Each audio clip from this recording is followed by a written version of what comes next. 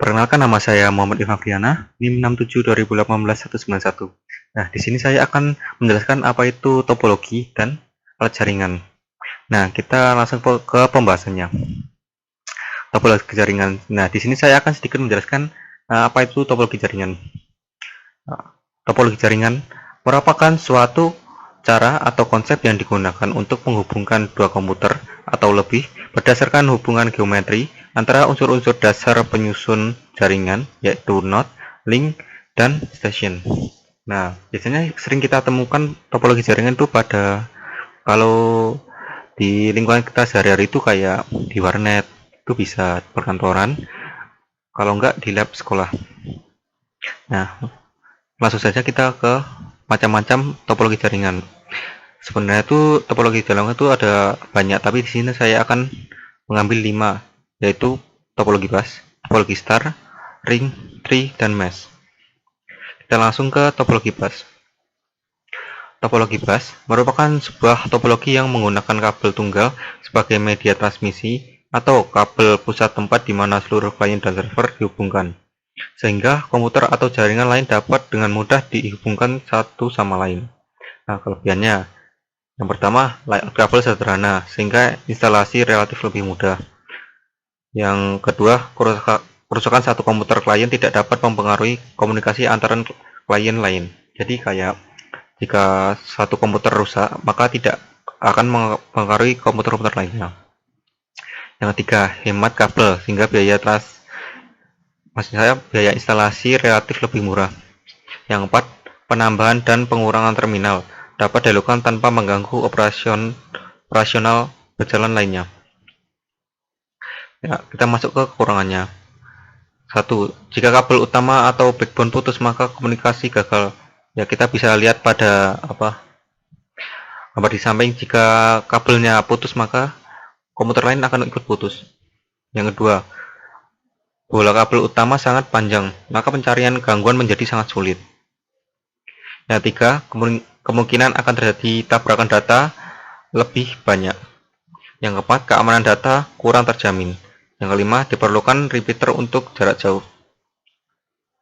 Kita lanjut ke topologi selanjutnya, yaitu topologi star. Disebut topologi star karena bentuknya seperti bintang. Nah, sebuah alat yang disebut konsentrator bisa merubah hub atau switch menjadi pusat, di mana semua komputer dalam jaringan dihubungkan ke konsentrator ini. Kelebihannya yaitu karena setiap komponen dihubungkan langsung ke simpul pusat, maka pengelolaan menjadi lebih mudah. Yang kedua, kegagalan komunikasi mudah ditelusuri. Yang ketiga, kegagalan pada satu komponen atau terminal tidak mempengaruhi komunikasi terminal lainnya. Yang keempat, kontrol terpusat sehingga memudahkan dalam deteksi dan isolasi kesalahan serta memudahkan pengelolaan jaringan. Nah, kita masuk ke kekurangannya topologi star. Kekurangan pertama, kegagalan pusat kontrol memutuskan semua komunikasi. Jadi jika pusat kontrolnya terputus, maka komputer-komputer lain akan ikut terputus. Yang kedua, bila yang digunakan sebagai pusat kontrol adalah hub, maka kecepatan akan berkurang. Yang kelima, boros penggunaan kabel. Kita lanjut ke topologi ring. Disebut topologi ring karena bentuknya seperti cincin yang melingkar. Semua komputer dalam jaringan akan dihubungkan pada sebuah cincin. Cincin ini hampir sama fungsinya dengan konsentrator pada topologi star yang menjadi pusat berkumpulnya ujung kabel dari setiap komputer yang terhubung. Kelebihannya yang pertama yaitu dapat melayani aliran lalu lintas data yang padat. Yang kedua, aliran data yang mengalir lebih cepat karena dapat melayani data dari kiri atau kanan server. Yang ketiga, transmisi data yang relatif sederhana, seperti perjalanan paket data dalam satu arah saja. Kekurangannya yaitu kerusakan pada satu media pengirim dapat melumpuhkan kerja seluruh jaringan karena berbentuk lingkaran, jadi kita harus melewati semua komputer tersebut. Yang kedua, paket data harus melewati setiap komputer antara pengirim dan penerima. Yang tiga, pengembangan jaringan menjadi lebih kaku karena penambahan terminal atau node menjadi lebih sulit bila port sudah habis. Selanjutnya yaitu topologi tree. Topologi atau bisa disebut topologi pohon adalah kombinasi karakteristik antara topologi star dan topologi bus. Topologi ini terdiri atas kumpulan topologi star yang dihubungkan dalam satu topologi bus sebagai backbone. Komputer-komputer dihubungkan ke hub, sedangkan hub lain dihubungkan sebagai jalur tulang punggung atau backbone. Media transmisi merupakan satu kabel yang bercabang namun loop tidak tertutup. Kelebihan dari topologi ini adalah memungkinkan untuk memiliki jaringan point-to-point. Yang kedua, mengatasi keterbatasan pada topologi star yang memiliki keterbatasan pada titik koneksi hub. Yang ketiga, topologi tree membagi seluruh jaringan menjadi bagian yang lebih mudah diatur. Yang keempat, topologi tree ini memiliki keunggulan lebih mampu menjangkau jarak yang lebih jauh. Nah, kita masuk ke kekurangannya. Kekurangan yang pertama, karena bercabang maka diperlukan cara untuk menunjukkan keamanan data. Yang kedua, perlu suatu mekanisme untuk mengatur transmisi dari terminal ke terminal lainnya. Yang ketiga, kabel yang digunakan menjadi lebih banyak sehingga diperlukan perencanaan yang matang dalam pengaturannya. Yang kelima, hub menjadi elemen kritis. Nah, topologinya seperti gambar pada di samping ini. Kita lanjut ke topologi mesh. Topologi mesh, suatu topologi yang memang didesain untuk memiliki tingkat restorasi dengan berbagai alternatif rute atau penjaluran yang biasa disiapkan dengan dukungan perangkat lunak atau software. Kelebihannya, yang pertama dapat berkomunikasi langsung dengan perangkat tujuan. Yang kedua, data dapat dikirim langsung ke komputer tujuan tanpa harus melalui komputer lainnya. Yang ketiga, memiliki sifat robust, yaitu apabila terjadi gangguan pada koneksi A dengan komputer B karena kerusakan kabel antara A dan B, maka gangguan tersebut akan mempengaruhi koneksi komputer A dengan komputer lainnya. Yang keempat, mudah dalam proses identifikasi permasalahan. Nah, kekurangan dari topologi ini yaitu yang pertama, setiap perangkat harus memiliki I/O port. Yang kedua, instalasi dan konfigurasi sangat sulit. Yang ketiga, biaya besar untuk memelihara satu hubungan yang berlebih. Nah, kita langsung masuk ke alat jaringan. Nah, apa itu alat jaringan? Nah, alat jaringan itu kayak kita membantu untuk menghubungkan kita ke internet atau jaring-jaringan. Contohnya gampang sih seperti tower. Nah, alat jaringan tersebut sebenarnya ada beberapa macam. Di sini saya juga akan menyebutkan 5 saja, yaitu router, LAN, modem, bridge, dan hub.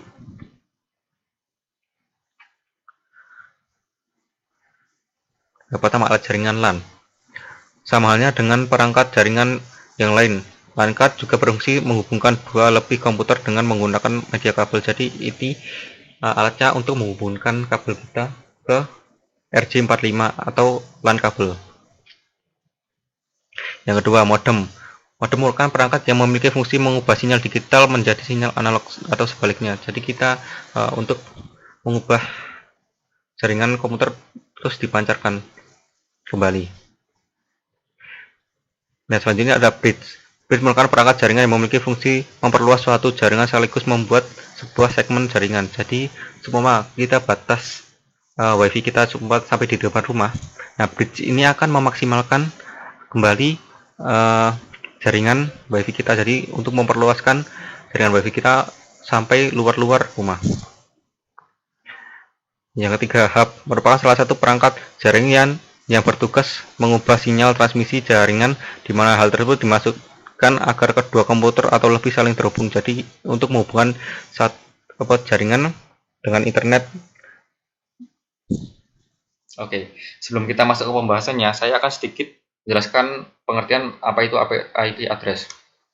IP address adalah sebaris angka yang dimiliki setiap komputer, ponsel, atau gawai pintar lainnya yang terhubung melalui internet. Angka-angka ini berbeda di setiap perangkat yang digunakan untuk menghubungi satu sama lain. Ya, kayak contohnya tuh alamat kita, alamat rumah kita. Jadi seumpama kita mau ngirim paket kan ke rumah si A nih.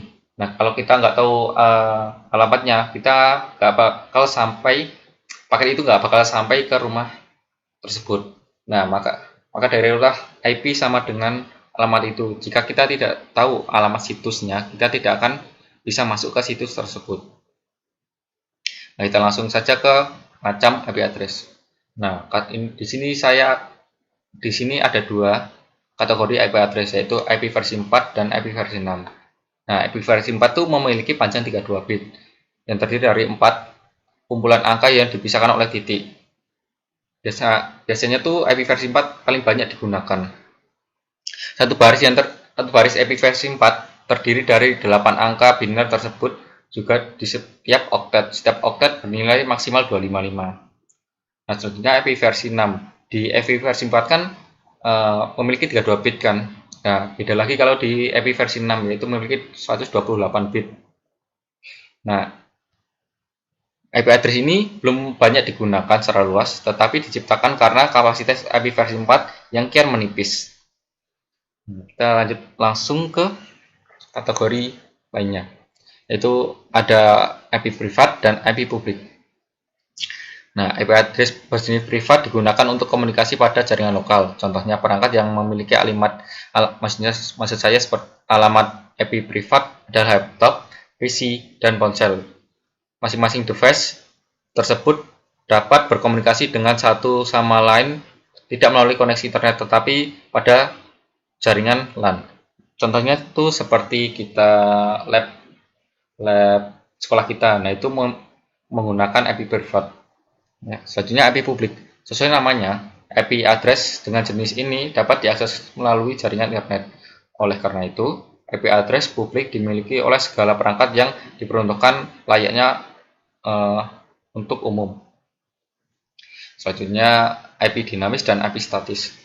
IP dinamis adalah jenis yang biasanya dimiliki oleh umum, termasuk Anda sendiri. Alamat IP ini diberikan oleh penyedia layanan internet secara cuma-cuma, tetapi tidak bersifat abadi. Mengapa demikian? Karena sudah dijelaskan bahwa saat ini jumlah IP address yang bisa digunakan semakin menipis. Yang kedua, IP statis. Berkebalikan dengan jenis IP di atas, IP address di-blocking oleh pihak yang menggunakannya. Penggunaan yang melakukan reservasi terhadap satu atau lebih alamat IP tersebut. Langsung ke kelas IP. Kelas IP itu dibagi menjadi 5 kategori. Kelas A, kelas B, kelas C, dan kelas D, dan kelas E. Nah, ini pembagiannya tuh kayak tergantung oleh rank-ranknya. Yang biasa sering digunakan tuh kelas C seperti pada layar di depan kita. Kita lanjut ke subnet mask. Nah, apatah subnet mask tuh? Subnet mask merupakan sebuah teknik khusus untuk memecah atau membagi jaringan komputer sehingga menjadi subnetwork dengan ukuran lebih kecil. Kegiatan pemecah ini dinamakan subnetting dan hanya bisa dilakukan terhadap IP address yang terdiri dari kelas A, B, dan C. Nah, fungsinya tuh misalkan untuk melakukan efisien alokasi IP address pada suatu jaringan sehingga penggunaan IP address yang dimaksud bisa dijalankan secara lebih opsional. Selain itu, sistem ini juga bisa dipakai sebagai saran atau media untuk mengatasi berbagai masalah, terutama yang berkaitan dengan perbedaan media fisik dan hardware yang digunakan dalam suatu network. Nah, cara menghitungnya gimana sih? Secara garis besar ada dua macam metode yang dapat digunakan untuk menghitung subnetting, dan yang pertama adalah metode binary dan kedua berupa metode khusus. Baik memakai metode yang pertama atau kedua, unsur terpenting dari perhitungan ini tetap sama, yaitu subnet, kemudian disusul jumlah hits setiap subnet dan blok subnet, serta yang terakhir alamat host dan broadcast. Untuk IP address biasanya ditulis dengan angka 192.168.1.2. Meskipun demikian, ada pula yang memakai tulisan angka berbeda, yaitu 192.168.1.2/24. Tulisan /24 tersebut berasal dari suatu teknik perhitungan apabila 24 bit subnet mask diselubungi oleh 1.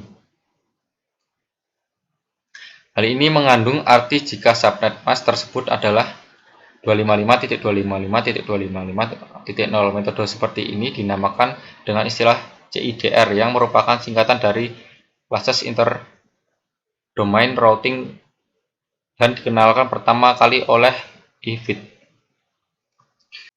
Nah, di sini saya akan sedikit menjelaskan tentang cara pemasangannya dan untuk menunaikan tugas tag jar.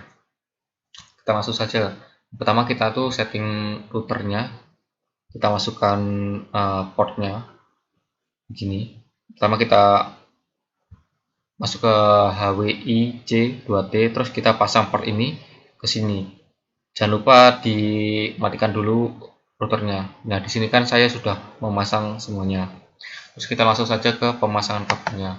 Kita menggunakan kabel yang ini serial DTE. Terus kita masukkan aja semua.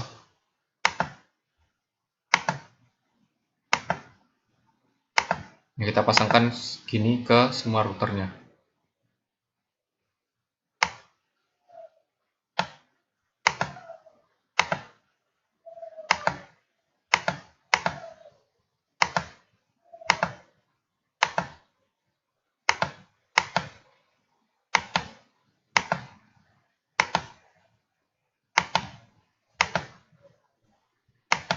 Nah, untuk ke PC-nya kita pakai kabel strike.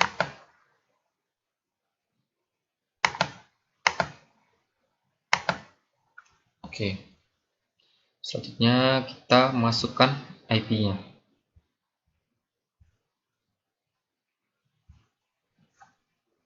Nah, di sini saya sudah masukkan IP-nya 10.10.10.10.1, kita pakai /24.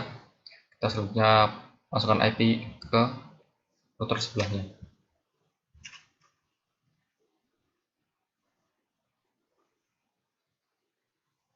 Kita sebentar.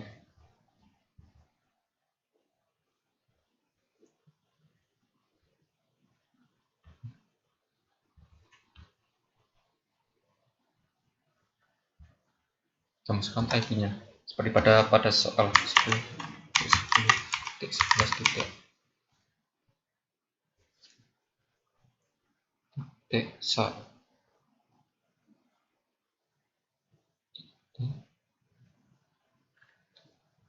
Satu 255.255.255.0 router selanjutnya.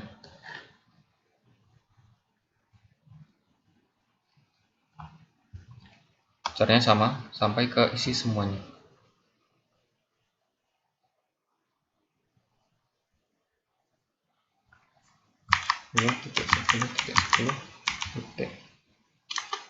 Maaf, ini 10.10.12.1.255.0. Nah, kita isikan semuanya, jangan sampai ada yang lewat ya.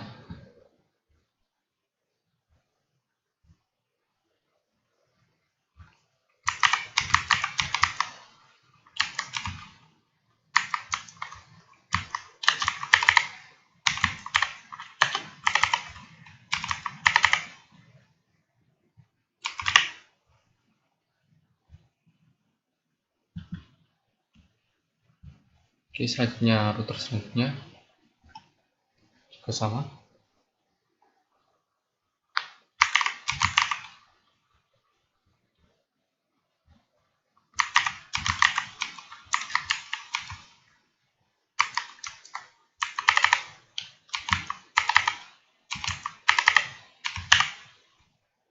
Oke, terus kita masuk ke isinya, kita masukkan IP-nya seperti pada soal ya. Itu 10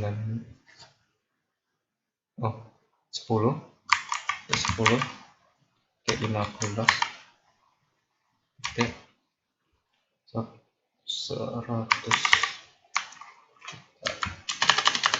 255 nah kita pakai /24. Akhirnya sudah selesai. Nah, di sini saya akan menjelaskan tentang DHCP, proxy, Samba, dan lain sebagainya untuk menyelesaikan tugas teknologi jaringan. Oke, kita lanjut saja yang ke pembahasan pertama. Oke, pembahasan pertama yaitu WAN. WAN atau bisa juga disebut Wide Area Network adalah jaringan komputer yang membentang di wilayah geografi yang luas. Meskipun mungkin terbatas dalam batas-batasan negara, karena transmisi jarak jauh, kebisingan dan kesalahan cenderung terjadi pada WAN. Jadi karena jarak WAN yang cukup luas, seperti antar negara, antar benua, nah itu mengakibatkan terjadinya banyak kesalahan dan kebisingan. Nah, kecepatan data WAN sangat lambat, yakni sekitar kecepatan LAN ke-10, karena ini mengakibatkan peningkatan jarak dan peningkatan jumlah server dan terminal. Jadi kayak ya itulah gara-gara wilayahnya yang cukup besar, jadi untuk sampai ke wilayah seberang akan menjadi lambat. WAN berkisar dari beberapa kilobyte per detik hingga megabyte per detik. WAN dapat berupa koneksi LAN yang menghubungkan ke LAN lain melalui saluran telepon atau gelombang radio, dan mungkin terbatas kepada publik. Jadi sistemnya terbatas, nggak bisa diakses dari publik ya. Oke, lanjut ke DHCP. DHCP server adalah suatu perangkat atau instrumen komputer yang mampu mendistribusikan alamat IP server ke seluruh DHCP klien atau perangkat bawah yang masih dalam satu jaringan network. Jadi kayak DHCP itu kayak otomatis lah. Perangkat tadi kan kita kayak masukkan IP sendiri-sendiri kan. Kalau DHCP itu otomatis keisi sendiri dari sananya. Oke, lanjut ke proxy. Proxy adalah sistem yang memungkinkan pengguna untuk bisa mengakses jaringan internet memakai IP address berbeda yang diterima perangkat.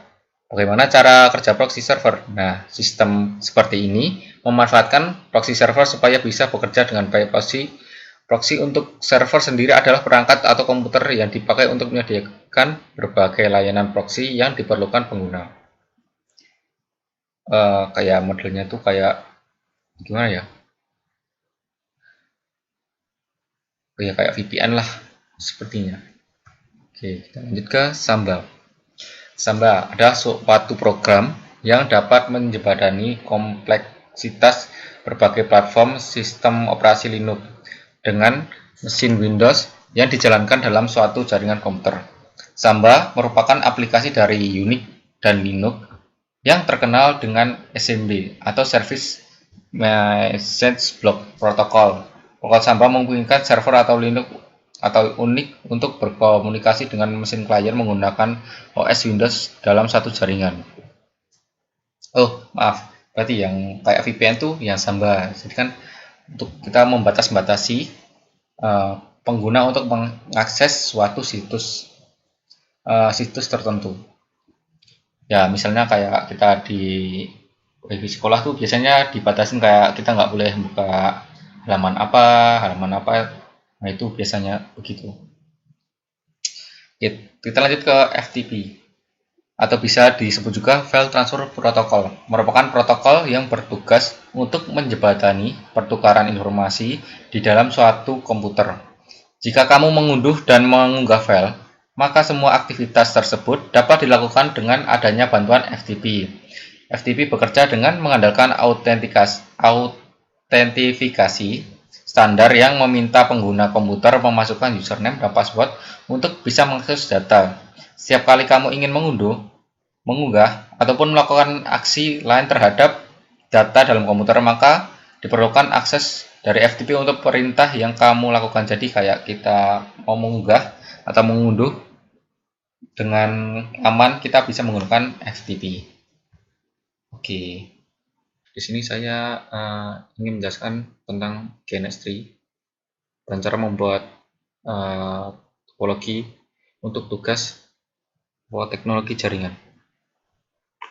Oke, langsung saja. Pertama kita harus menginstal GNS3. Anda bisa download langsung GNS3-nya, atau bisa yang full crack juga bisa. Oke, jangan lupa diinstal semua ya. Terus kita masuk ke routernya. Kita pilih router yang sudah kita install. Nah, saya udah install yang C2691. Nah, kita masukkan seperti pada tugasnya, berarti kita ada 4. Terus kita cari internet. Kalau nggak salah di sini. Oke, langsung saja kita cari yang cold ini adalah internet. Nah, terus kita masukkan saja langsung. Oke, setelah itu kita susun dulu topologinya. Oke. Nah, setelah itu kita langsung sambungkan saja pakai dengan kabel ini. Nah, kita pakai ini portnya internet. Terus yang R1 pakai fase Ethernet 0. Nah, sama dengan yang router 1 ke router 2. Router 1 kan pakai fase Ethernet 1. Jadi kita masukkan ke fase Ethernet 0. Portnya sih terserah kalian, tapi ya sesuka kalian sih sebenarnya. Nah, terus ini kita masih sama caranya. Kita tunggu bentar. Oke, terus kita ini. Oke, sudah selesai. Terus kita langsung jalankan saja. Nah, di sini kita harus menunggu.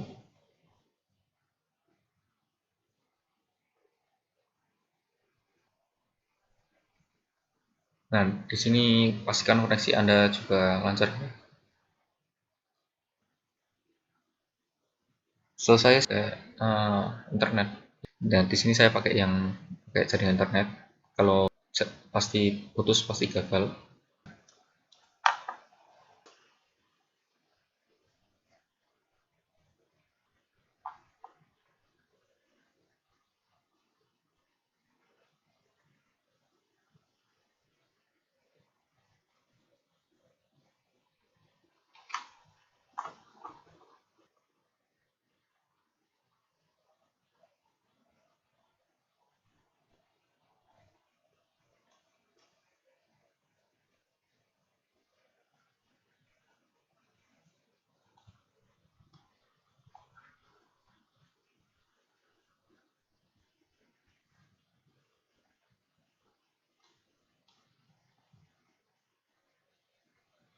Kita bisa lihat pada panel sebelah kanan, ya warna hijau itu sudah connect semuanya.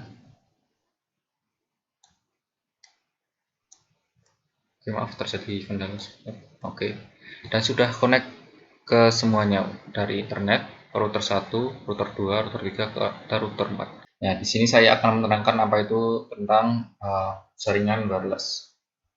Oke, jaringan wireless atau jaringan tanpa kabel. Ini sebuah teknologi yang memanfaatkan gelombang radio sebagai media yang digunakan. Contoh remote control, mouse, IRDA, dan Bluetooth. Nah, contoh gampangnya itu kayak WiFi juga itu bisa. Nah, pasti jaringan wireless itu ada kekurangan dan kelebihan kan.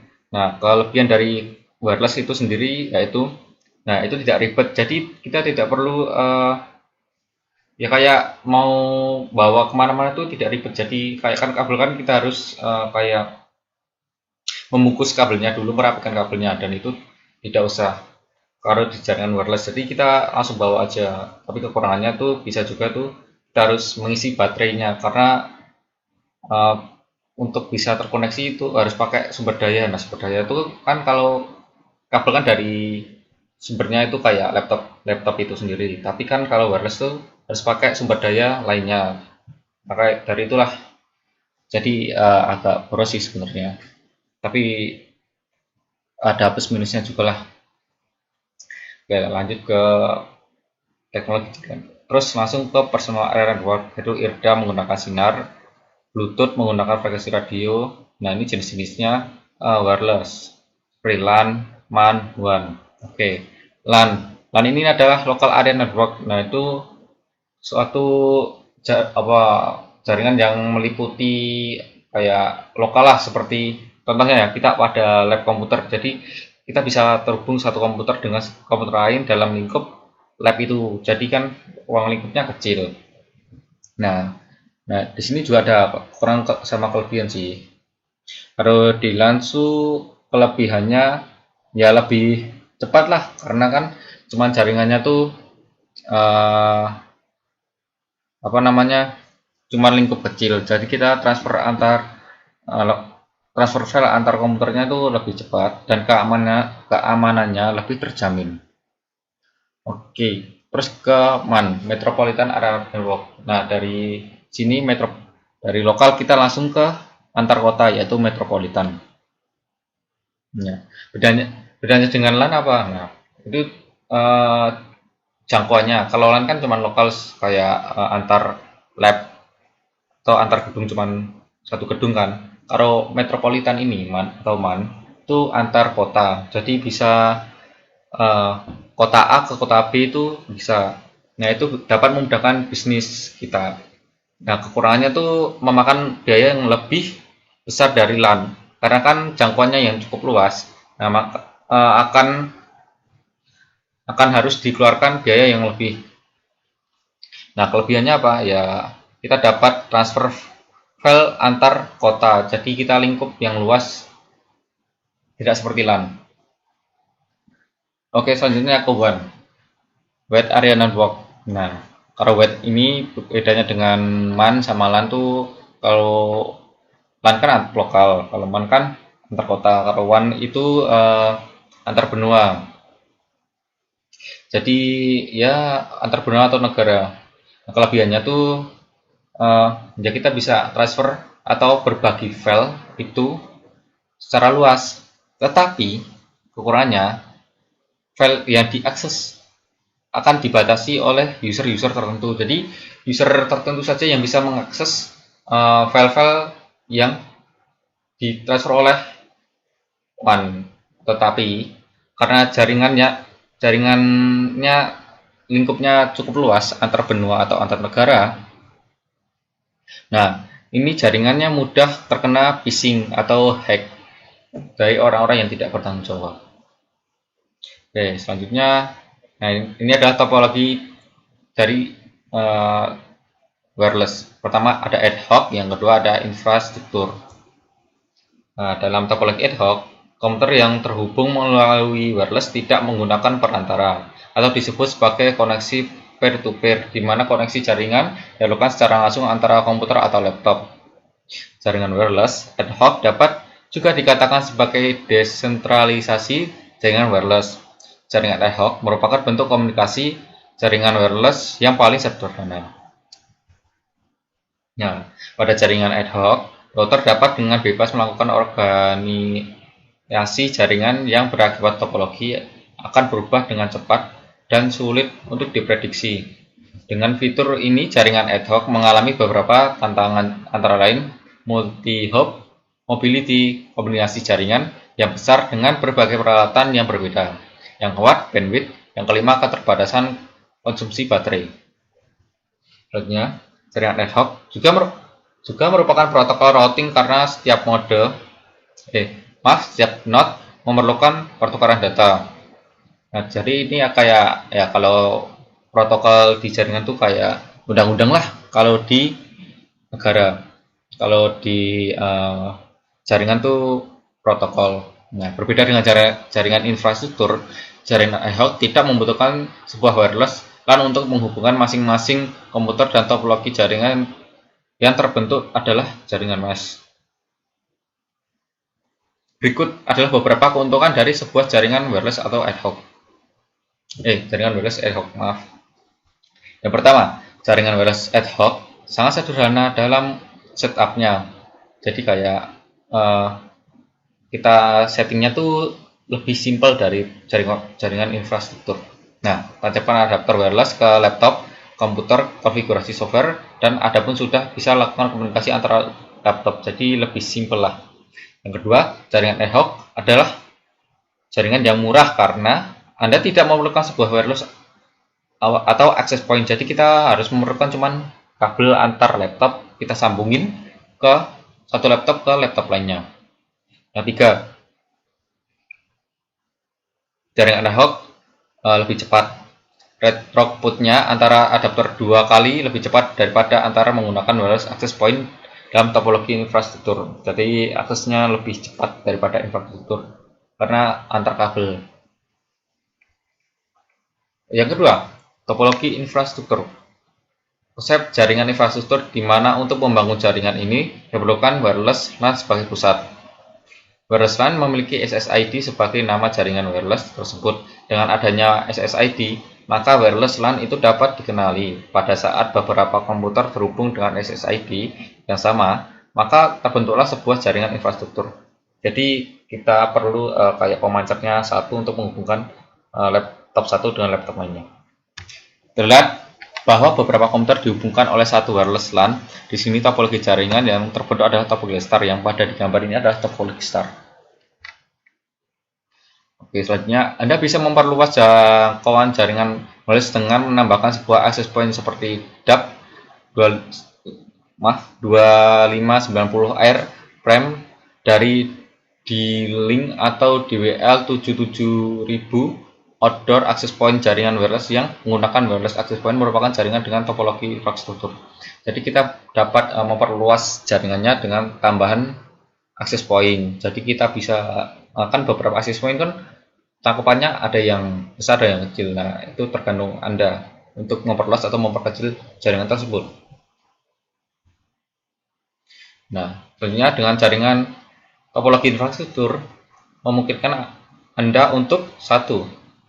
Nah, ini kayak keuntungannya terhubung kepada jaringan kabel LAN. Sebuah wireless access point memungkinkan Anda memperluas jaringan LAN Anda dengan kemampuan koneksi secara wireless. Komputer pada jaringan kabel dan komputer dengan koneksi wireless bisa saling berkomunikasi satu sama lain. Hal ini lah yang menjadi kekuatan utama dari topologi wireless infrastruktur.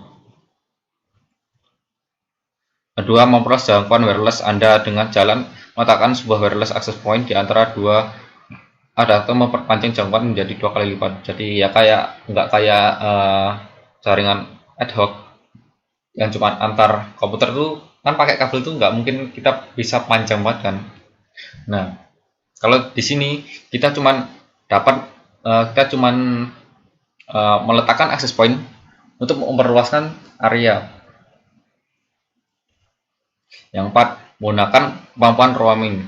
Jika Anda menggunakan beberapa wireless access point seperti hal dalam sebuah kantor yang besar atau rumah sangat luas, user bisa melakukan roaming antar dua sel access point yang saling terikat tanpa harus kehilangan koneksi kepada jaringan walau melompat satu access point ke access point lainnya. Modus dari wireless point dengan kemampuan roaming seperti ini disebut WDS, Wireless Distribution System. Jadi kayak kita kan kita mau memperluas lagi. Nah, kita tinggal tambahkan satu access point. Jadi kayak kita punya dua access point. Nah, itu langsung terhubung. Yang kelima, dengan infrastruktur topologi, Anda bisa berbagi sambungan internet. Mungkin perangkat yang sangat praktis untuk berbagai sambungan internet broadband dari sambungan ADSL adalah wireless modem router, yaitu wireless router atau gateway yang mempunyai built-in modem ADSL seperti ADSL 2640 dari D-Link atau NetGuard DGND2. Di sini saya akan menjelaskan apa itu low cost home made wireless device. Langsung saja ke pembahasannya. Low cost home made wireless device terdiri dari kata low cost yang berarti biaya rendah, homemade yang berarti buatan sendiri, sedangkan wireless device yaitu perangkat jaringan tanpa kabel. Jadi low cost homemade wireless device adalah sebuah perangkat nirkabel atau perangkat tanpa kabel yang dibuat sendiri dengan biaya yang minimalis. Langsung saja ke contohnya. Contohnya kayak antena kaleng. Nah, itu kan dibuat sendiri itu bisa. Jadi kita langsung saja ke pembahasan cara pembuatannya. Yaitu pertama, alat-alat yang diperlukan. Satu, sebuah kaleng dengan mempunyai panjang 13,3 cm dan diameter 10 cm.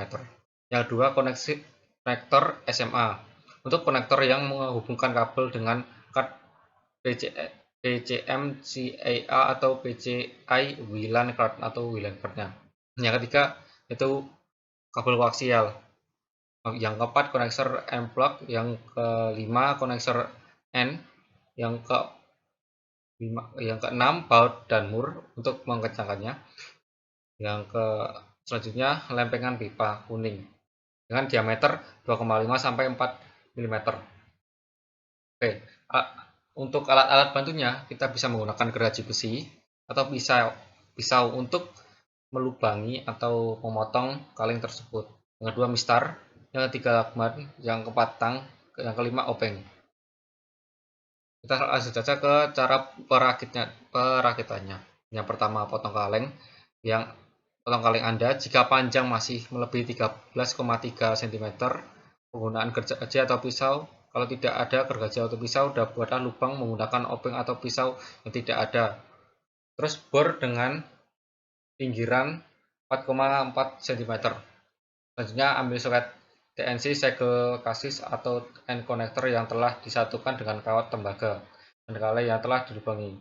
Yang ketiga, masukkan soket tersebut yang telah disatukan dengan kawat, terus satukan dengan kaleng dan kencangkan dengan mur.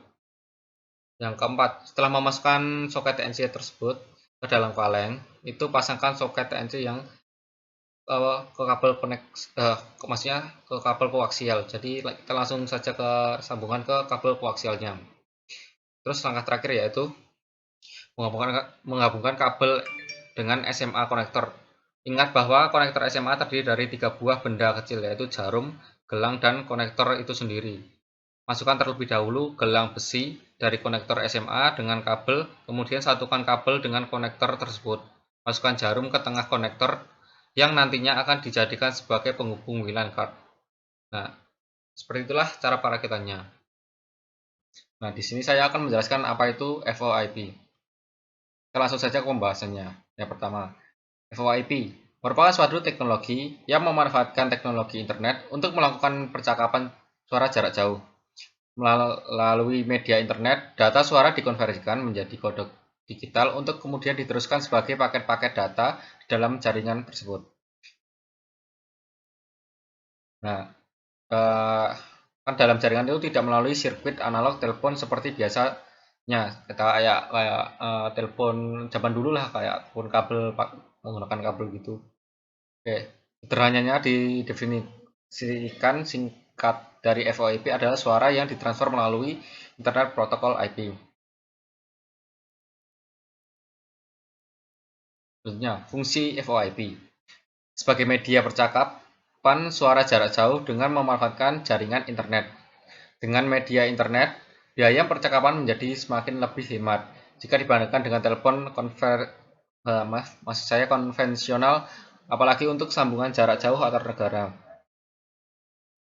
Nah, kayak telepon-telepon ya kayak kabel kan itu pakai ya bayar gitulah. Kalau internet kan kita cuma kayak model kuota. Nah, kelebihannya VoIP.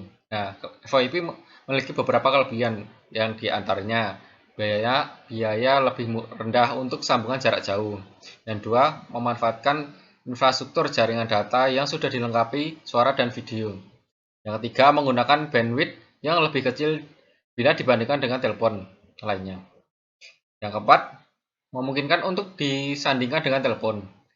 Yang kelima, bisa menjadi jaringan yang cukup besar. Ya jangkauannya lebih luas lah dari telepon-telepon pada umumnya. Oke, kekurangannya. Yang pertama, terkadang kualitas suara tidak sejernih PSTN lainnya.